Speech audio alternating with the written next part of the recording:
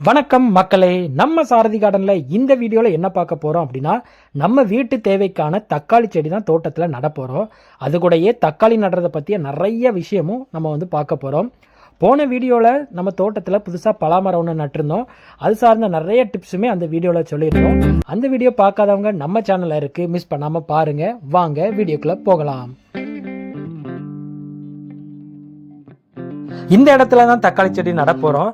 அதுக்காக 2 நாளைக்கு முன்னக்கூட்டியே மண்ணை நல்லாவே கிளறி விட்டு 2 வட்ட சாணமுரத்தையும் அதில் போட்டு கிளறி நல்லா மிக்ஸ் பண்ணி வச்சுருக்கோம்.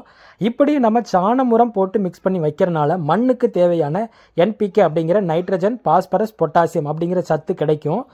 இது இல்லாமல் நம்ம சாணமுரம் பயன்படுத்துறதுனால நிறைய நுண்ணுயிரிகள், அதாவது மண்புழு, இந்த மாதிரி செடிகளுக்கு நன்மை செய்கிற நிறைய நுண்ணுயிரிகள் உருவாகும். அதுவுமே செடியோட வளர்ச்சிக்கு நல்லாவே பயன்படும்.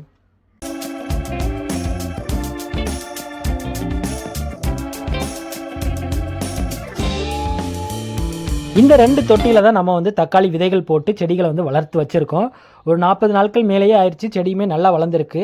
ஆனால் பொதுவாக ஒரு 25லேருந்து 30 நாட்கள் வளர்ந்தாலே நம்ம செடியை எடுத்து அடுத்த இடத்துல நம்ம நடவு பண்ணிக்கலாம்.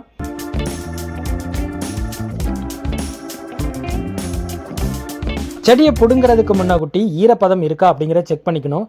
இல்லை அப்படின்னா கொஞ்சம் தண்ணி தெளிச்சுக்கிடணும். அப்போ தான் நம்ம பிடுங்கும் போச்சில் வேர்கள் அக்காமல் நமக்கு நல்லாவே வரும்.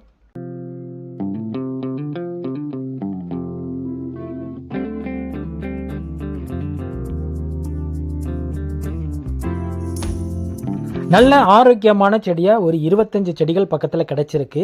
இதுவே நம்ம வீட்டு தேவைக்கான தக்காளிகளை நிறையாவே நமக்கு தந்துடும்.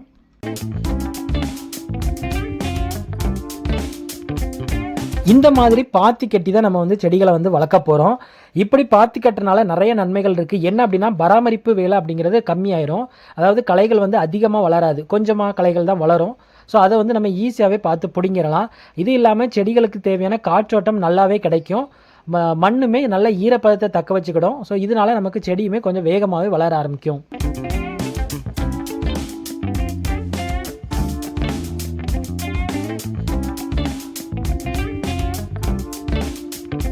வேரோட இருக்கிற செடியை நல்ல ஆழமாகவே குழி எடுத்து அதில் தண்டுலேருந்து முதல் இலை வர்ற வரைக்குமே நம்ம குழிக்குள்ளே இறக்கி முக்கிடணும். அப்போ தான் நமக்கு தண்டுலேருந்து நிறைய வேர்கள் உருவாகும். செடியுமே நல்லா ஸ்ட்ராங்காக பிடிச்சி வச்சுக்கிடும். நான் இந்த தக்காளி செடி வளர்த்து 40 நாட்கள் மேலேயே ஆயிடுச்சு. அதனால செடியுமே கொஞ்சம் நல்ல ஹைட்டாகவே ஆயிடுச்சு. ஒரு 25-30 நாட்கள் நட்டினா நார்மல் ஹைட்டில் தான் இருக்கும். நமக்கு ஹைட் அதிகமானனால சீக்கிரமாகவே செடிகள் சாய ஆரம்பிச்சிடும். ஏன் அப்படின்னா, தக்காளி செடியை பொறுத்த வரைக்கும் தண்டு ரொம்ப மெல்லிசாக தான் இருக்கும். அதுக்கு சப்போர்ட்டுக்கு ஒரு கம்பு வேணும். ஸோ அதனால நான் இதை முடிச்சுட்டு சீக்கிரமாகவே கம்பை நட்டால் தான் நமக்கு செடி சீக்கிரமாக முறியாமல் இருக்கும்.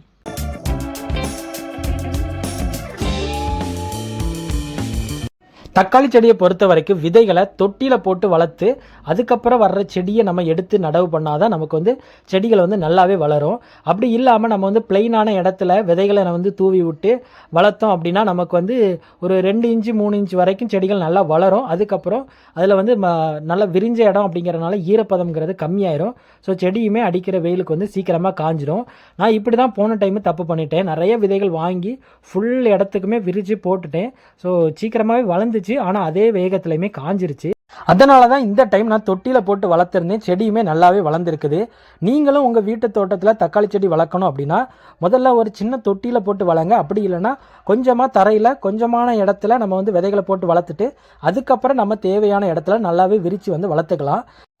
நீங்களும் வீட்டு தோட்டத்தில் தக்காளி செடி வளர்க்கணும் அப்படின்னா இந்த வீடியோ உங்களுக்கு யூஸ்ஃபுல்லாக இருந்திருக்கும். இந்த மாதிரி நான் கற்றுக்கிட்ட நிறைய விஷயங்களை உங்களுக்கு ஷேர் பண்ண போகிறேன். ஸோ நம்ம வீடியோவை ரெகுலராக பார்க்கணும் அப்படின்னா நம்ம சேனலை சப்ஸ்கிரைப் பண்ணிக்கோங்க. இந்த வீடியோ உங்களுக்கு பிடிச்சிருந்தா அப்படின்னா ஒரு லைக் பண்ணுங்கள். தேங்க்யூ.